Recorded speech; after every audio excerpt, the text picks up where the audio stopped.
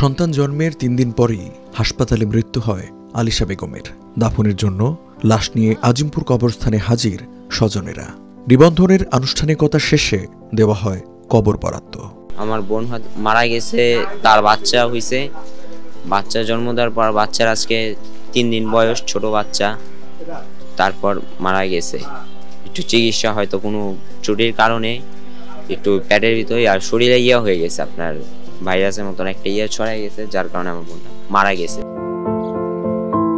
আলিশার দাফনের সময় পাশেই আরেকটি কবর জিয়ারত করছিলেন 2 ব্যক্তি। জিয়ারত শেষে ফেরার পথে কথা হয় তাদের সঙ্গে।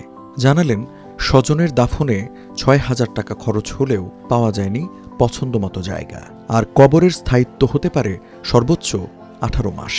আমাদের তো জানা আছে 18 মাস, কিন্তু তারা তো হয়তো 1 বছর গেলেই লুটা ফেলায়। আবার কিছু পয়সা টয়সা দিয়ে রাখলে 2 বছর রাখা যায়, 2.5 বছর 3 বছরও রাখা যায়, সব পয়সার উপর। আগে 2000-1800 এরকমই হয়ে যেত। কথা হয় কবরস্থানের বিভিন্ন কাজে নিয়োজিত একাধিক ব্যক্তি ও দাফন কাফনে প্রয়োজনীয় জিনিসপত্রের দোকানিদের সঙ্গে। তাদের মতে গত 10 বছরে দাফনের খরচও বেড়েছে প্রায় দ্বিগুণ। 2010 সালে প্রতিটি দাফনে 2,000 টাকা খরচ হলেও এখন সেটি বেড়ে দাঁড়িয়েছে 5,000 টাকায়। আর ঢাকার আজিমপুর কবরস্থানে প্রতিটি কবরের মাটির জন্য মেয়াদের ভিত্তিতে গুনতে হয় 1700 থেকে 20 লাখ টাকা পর্যন্ত। আমরা এখন 18 মাস পর্যন্ত দিতে পারি। 18 মাস থাকার পরে আবার নতুনভাবে কবর হয়, কারণ লাশের চাপ বেশি। এখানে গড়ে 30টা লাশ হয় ডেলি, জায়গা কম, লাশ বেশি, এই জন্য সময় আর বেশি দেওয়া যাচ্ছে না। হয়তো 18 মাস চালতে চালতে হয়তো 2 বছর হয়ে যায় কোনো কোনো ক্ষেত্রে, আবার কোনো সময় দেখা যায় 18 মাসেই ভাঙা হয়ে গেছে। যদি দাফন দেওয়ার পরে কেউ লিজ নেয়, সেইটা 10 বছর, 15 বছর, 20 বছর, 25 বছর, 4টা ধাপে লিজ হয়। এই 4টা ধাপের 10 বছরে 5 লাখ, 15 বছরে 10 লাখ, 20 বছরে 15 লাখ, 25 বছরে 20 লাখ টাকা নেওয়া হয়।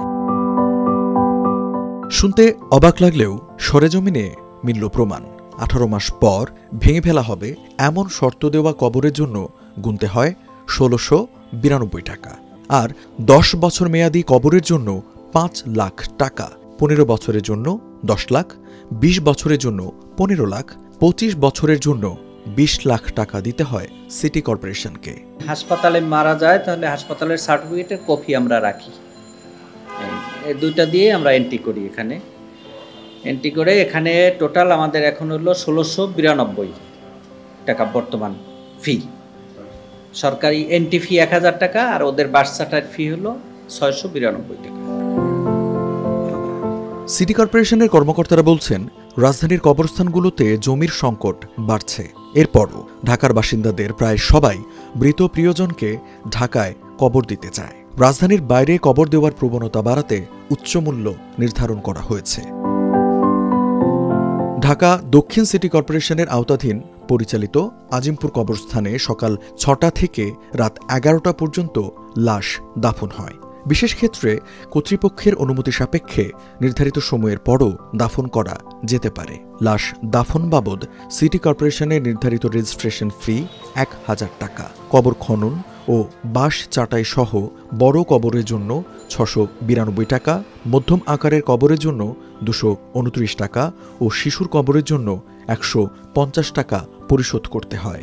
1000 টাকা সবার জন্যই এন্ট্রি ফি, ছোট বড় সবাই, তাহলে সিটি কর্পোরেশন এন্ট্রি ফি। আর ওই বাচ্চাটার ক্ষেত্রে ওইখানে হলো 150 টাকা ছোট বাচ্চা, আর মাঝারি যেটা এটা হলো 229 টাকা বাচ্চাটাই, 1000-এর সাথে 229। কয়েক বছর আগে 500 টাকার দাফন খরচ দ্বিগুণ বাড়িয়ে 1,000 টাকা করেছে ঢাকা দক্ষিণ সিটি কর্পোরেশন। প্রতিটি কবরস্থানে বাঁশ ও চাটাই সরবরাহের নির্ধারিত মূল্য সব কবরস্থানেই টানানো আছে। তবে অভিযোগ রয়েছে টানানো মূল্য অনুযায়ী কোথাও কবর দিতে পারেন না। একটা লাশ দাফন করতে গেলে 20,000 টাকা কেন লাগবে, এটা অবশ্যই সরকারের দেখা উচিত। শুধু কবরের খরচই বাড়েনি, বেড়েছে দাফনের কাজে ব্যবহার করা কাফনের কাপড়, গোলাপ জল সহ অন্যান্য জিনিসপত্রের দামও। পুরা কাপড় সহ 18 আছে, 2000, 2500 আছে, সবচেয়ে ভালো হলো 3000 টাকা আছে। কাপড় দাম তো আমরা যে টাইমে দোকানদারি করতাম, আমি আমার থেকে যে আমি রান্না 84 তেন বসি, ওই টাইমে কত ছিল 60-70 টাকা গজ আছে, সেটা ছিল ওদিক থেকে 300-250 করতে করতে এখন এই পর্যন্ত। কাপড়ের দাম বাড়ছে কিন্তু আমরা এটা করিনি, এইরকমই ছিল। একটু বাড়ছে, সব জিনিস তো বাড়ছে, খরচ বেতন না, এই জন্য আগে একটু বাড়ছে রে, আগে ছিল কম হতো, সব জিনিস তো বাড়ছে, এর জন্য কাপড়ও বাড়ছে। আজিমপুর কবরস্থানের তত্ত্বাবধায়ক জানান, প্রতিদিন গড়ে 30টি নতুন কবর দেওয়া হয়। জমির স্বল্পতা সত্ত্বেও ঢাকায় কবরের চাহিদা বাড়ছে।